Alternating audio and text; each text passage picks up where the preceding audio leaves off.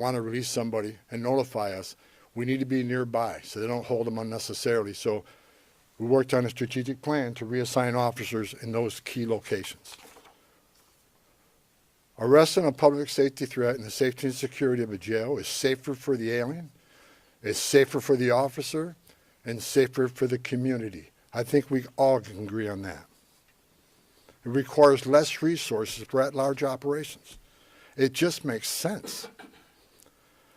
I'll say it again, as I've said many times, we are not asking local law enforcement to act as immigration officers. I don't want them to be immigration officers.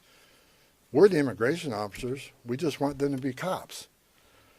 We're asking law enforcement to coordinate with other law enforcement to help keep public safety risks out of the communities. We have also strengthened our existing coordination with the state to target and take custody of criminal aliens more efficiently and effectively. As a result of our efforts here, Minnesota is now less of a sanctuary state for criminals. And we are proud of the public safety threats we have removed from the criminal aliens out of the state. As I said in my first press conference a couple weeks ago, President Trump didn't send me here because operations were being run and conducted perfectly. I came here to identify issues and implement solutions to improve our mission execution. Since that time, in order to improve target enforcement operation, I and my team here, we made personnel changes. We integrated BP with the ICE teams. We established a single unified chain of command structure. We strengthened joint intelligence and targeting capabilities. We deployed body cameras. We increased the footprint of internal affairs. We commuted zero tolerance for misconduct. President Trump also deployed me here to work with state and local officials to de-escalate the intense, volatile reactions and conflicts that have unfolded on the streets here between federal law enforcement and unlawful agitators. While working to course correct and improve how enforcement operations are being run and executed here, and even before I was sent up here, I've been saying over and over that forcibly assaulting, resisting, opposing, impeding, intimidating, or interfering with a federal law enforcement officer is a crime in violation of USC 111. It's not okay and will not be tolerated. Zero tolerance if you cross that line and put hands on a ICE officer. Not only is such activity unlawful, it is dangerous, and sadly we have seen tragic consequences, as well as adverse impacts on businesses and the communities here in the city. While the Trump administration supports everyone's First Amendment right to freedom of speech and assembly and to petition, it has to be done lawfully and peacefully. Because we will not tolerate unlawful actions committed by agitators who are just causing havoc. This is not the way to express your disagreement or try to reform federal laws. Go talk to your members of Congress if you want the laws changed in this country. Nor is doxing federal law enforcement personnel and their families. It's just not right. Enough is enough with this misguided, reckless, and shameful behavior. We don't want to see any more bloodshed. I don't want to see any more bloodshed. I pray every night for the safety of our law enforcement personnel and the safety of those in the community, whether you're here legally or illegally. I don't want to see anybody harmed. If you break the law, we're going to arrest you. We have already arrested more than 200 people for violations of USC 111. The U.S. Attorney's Office has already accepted many for prosecutions, and some are still pending.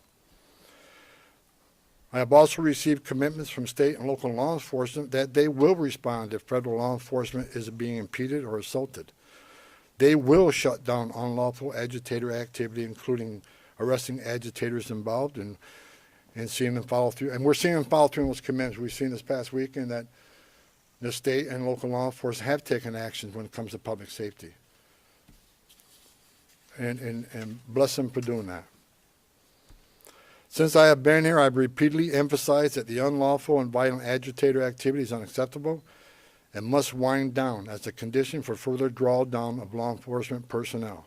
I cannot remove law enforcement personnel while violence poses serious risk to our officers. I will not leave my officers in that position.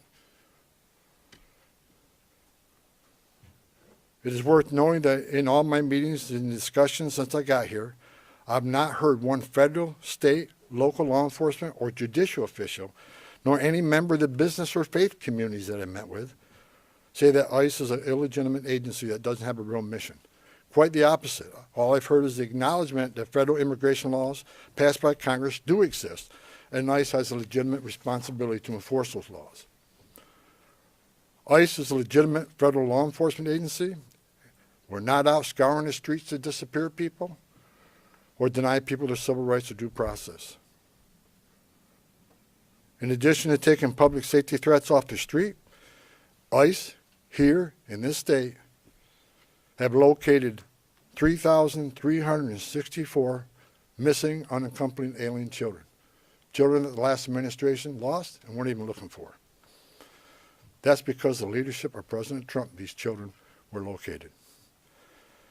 As part of the de-escalation efforts, I have called on state and local officials these past few weeks to tone down the rhetoric and denounce unlawful activities being conducted by the agitators. We don't have to agree on everything, and we definitely do not.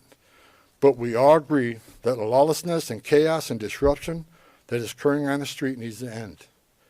I want to thank Governor Walz for his messages focusing on peace and his support for the Minnesota State Troopers to respond to unlawful situations that put federal officers and the public at risk.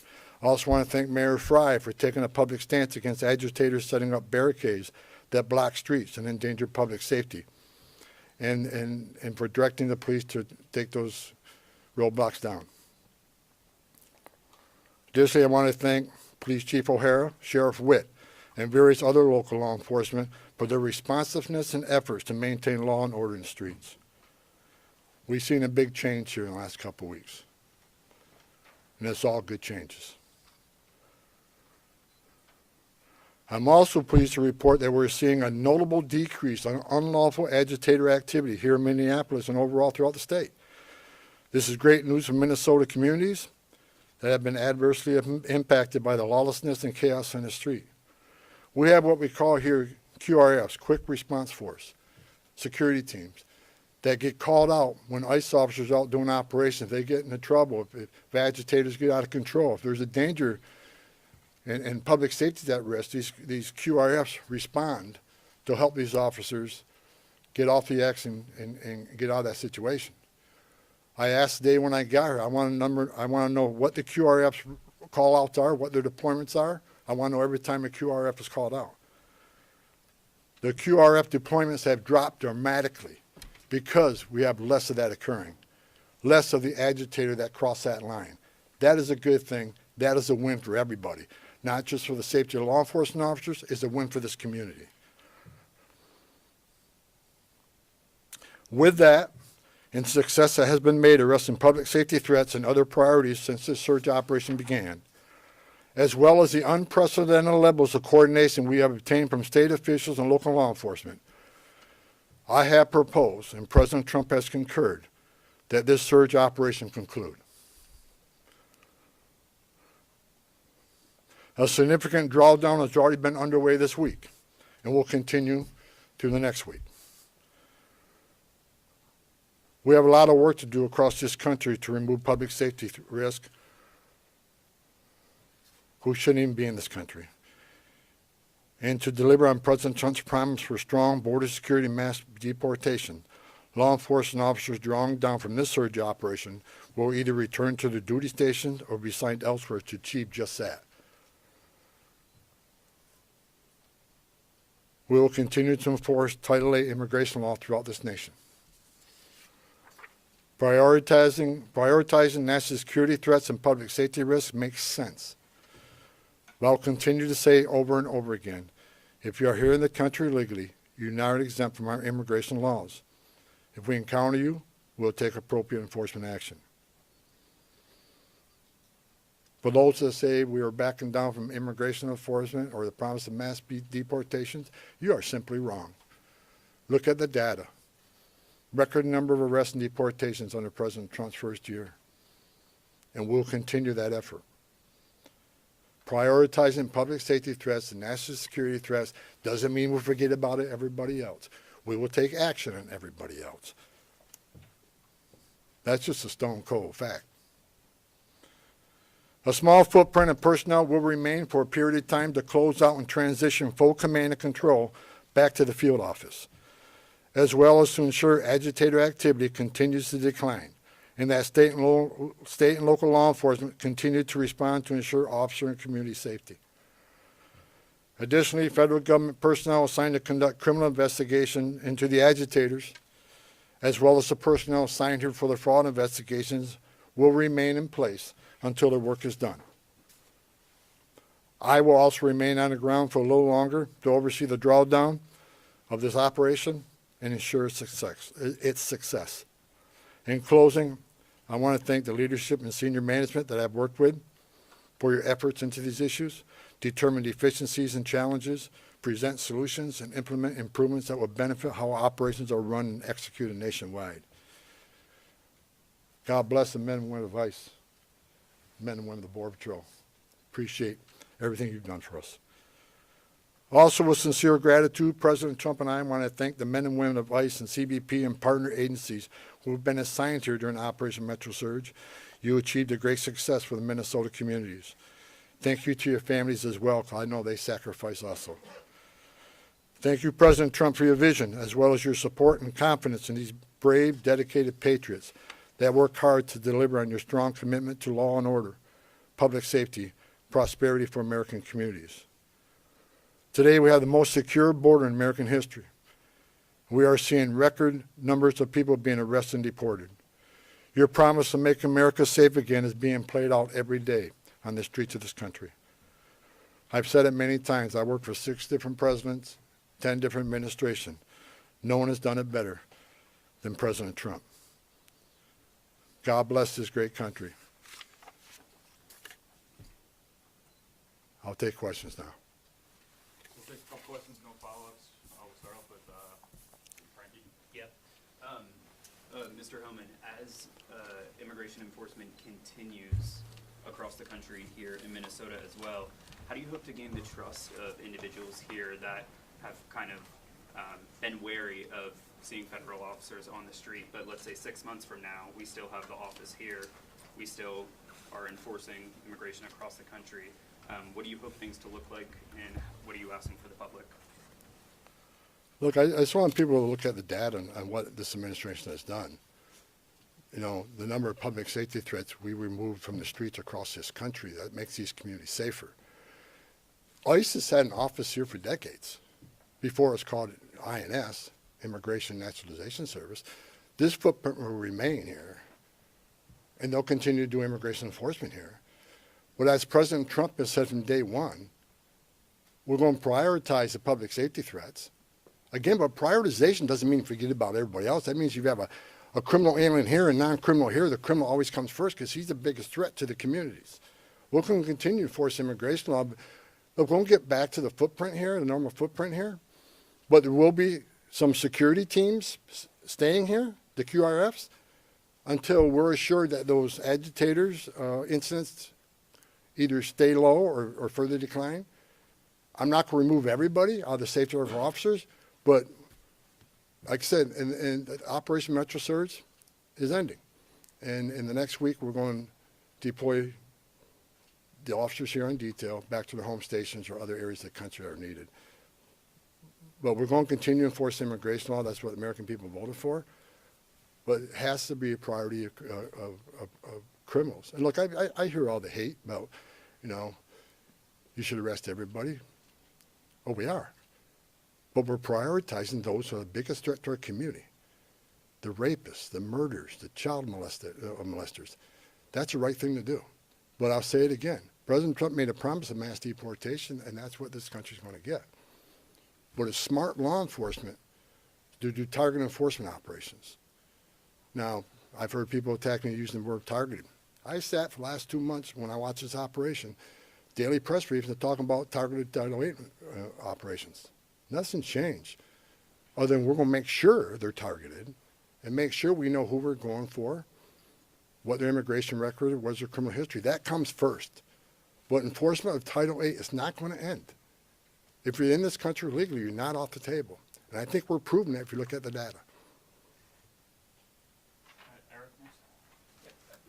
Mr. Homan, just had a question about the final number of arrests you had and how many of those people arrested were those targeted security threats you were after? I don't have that exact breakdown. I know we made over 4,000 arrests here. That is something the local field office can supply. I don't have the exact breakdown. But I can tell you, since I've been on the ground, they've been target enforcement arrests. I believe they were target enforcement arrests before I got here. What I did is create one chain of commands where everybody knows what everybody else is doing, and there's and integrate operation command centers. There were some issues here, and we addressed those issues. But I'm not going to sit here and say anybody did anything wrong, and that they were unprofessional. I'm going to say there were some issues here. We fixed those issues. We've had great success with this operation, and we're leaving Minnesota safer. The surge is leaving Minnesota safer, Minneapolis safer, because of the cooperation we got with the counties and the state and local law enforcement responding to our needs. I'll say it again. It's less of a sanctuary state for criminals. Yeah, sorry to go a little off topic here, but can you confirm that CPB actually hit a party balloon instead of a drone with a laser during the incident in El Paso? And why wasn't that action coordinated with the FAA? I have no information on that. It's out of my league. So we're gonna keep the questions to Minnesota topic. Go ahead. Mr. Homan, can you specify how many county sheriffs, local jails have agreed to work with you and honor ICE detainers? I have not met one county jail that says no to us. They want to work with us. Okay, we have time for one more. Go ahead. Yes, hi, Mr. Homan. You talked about this unprecedented level of cooperation between local officials and yourself. Can you explain more what is changed now in terms of that cooperation from Well, before? several things have changed. First of all, when the agents were out doing operations and the agitators got a hand and proposed a public safety threat, not just to the officers but the communities, law enforcement response has been sporadic at best. I think at what you see now, what you saw this past weekend, is law enforcement is responding to public safety needs quickly. And people were arrested for violating city ordinances as far as when unlawful assembly and so forth. They've come to assist us to make sure our officers, the person we have in custody, leave that scene safely. You've seen it this weekend, and I'm happy that the local and state was there also, that responded, and we haven't seen any incidents of them not responding since we have these agreements in place now. As far as the jails, we got more cooperation, more jails than they had before we got here. And that's a good thing. We're having conversation with the state, and state already accepted our detainees, but we're moving further on our agreements for the state. So the cooperation we have here is going to keep this city safer. It's going to keep our agents safer. Arresting public safety threats in a jail just makes sense. If we look at, I was talking to my chief of staff this morning on the way over here. I see that most people on the other side, when I say the other side, I say that, this argument with Democrats versus Republicans, whatever. But most of the people, even the Democrats, are saying they want public safety threats to be the focus. They think public safety threats, illegal aliens, should be addressed. But to say that and not let us into jail, you can't square that. I just noticed the governor of New York, my home state. I've heard her say that she believes public safety threat, illegal aliens should be the focus of ICE. But to have a press conference last week to lock us out of the jails and end 287G agreements, how do you square that? You can't. So again, prioritization of public safety threats don't mean we forget about everybody else. We're going to enforce immigration law. We're going to have a mass deportation. President Trump promised that, and we're committed to that. However, it shouldn't be a partisan issue that you arrest public safety threats in the safety and security of a jail. Releasing public safety threats back in the public is just stupid. And I've been arguing this for years. And I hope Congress takes action on sanctuary cities and sanctuary states. It makes sense. If you think about it, even the argument I hear, well, victims and witnesses of crime that are in the country illegally want to feel safe to come to law enforcement and to report those crimes without fearing that this law enforcement agency is working with ICE. That's a bunch of crap. Because victims and witnesses of crime don't want the bad guy released in the neighborhood either. It's ridiculous. We want access to the person that you chose, The local jurisdiction chose to lock in a jail cell. And we have that cooperation here now. It's the right thing to do, and it makes this community safer. This community is safer because we arrested 4,000 illegal aliens in this, over 4,000 illegal aliens here, many of them public safety threat, not all of them. As I said, we're going to force immigration law, but this community is much safer because of President Trump's leadership and the men and women standing on the stage.